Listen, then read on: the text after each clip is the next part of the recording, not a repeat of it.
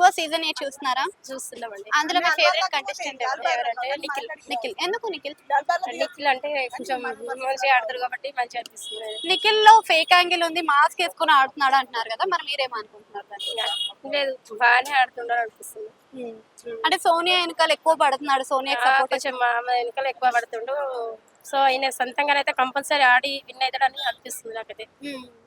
పాత సీజన్ లో పోలిస్తే ఈ సీజన్ లో టాస్క్లు కానీ గేమ్లు కానీ మీకు ఎలా అనిపిస్తున్నాయి? పాతది మంచిగా అనిపించినాయి పాతది, కానీ ఇప్పుడు కూడా అంత మామూలే. ఈసారి కొట్లాటలు ఎక్కువ ఉన్నాయి కదా, మరి కొట్లాటలు చూడబుద్ధి అవుతుందా? అది కామనే కదా మేడం, ఎట్లైనా బిగ్ బాస్ లో కంపల్సరీ వస్తూనే ఉంటాయి అవి కొట్లాటలు. అంటే ఇక్కడ కంటెంట్ క్రియేట్ చేయాలని చూస్తున్నారు కానీ గేమ్స్ పైన ఫోకస్ చేయాలని చూడట్లేదు అని అంటున్నారు కదా, మీరేమనుకుంటున్నారు? చేస్తారు వాళ్ళు కంపల్సరీ. లవ్ స్టోరీ ఏమైనా క్రియేట్ అవుతుందా ప్రతి సీజన్ లో? ఏమనిపిస్తుంది మేడం నాకైతే. మీకు ఏమనిపిస్తలేదు? పృథ్వీ ఉన్నాడు కదా, పృథ్వీ ఎలా ఆడుతున్నాడు? ఆయన కూడా బాగానే ఆడుతున్నారు. పృథ్వీ కూడా ముందుకు అడిగేసి ఆడాలి. ఈ వీక్ లో బయటికి ఎవరు వెళ్తారు అనుకుంటున్నారు?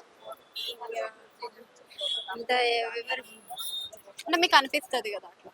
శేఖర్ భాష ప్లేస్ లో ఎవరైనా వెళ్తే బాగుండేనా, శేఖర్ భాష వెళ్తేనే బాగుందా? ఎవరు ఉత్తరో తెలియదు మేడం నాకు. తెలియదు. ఓకే.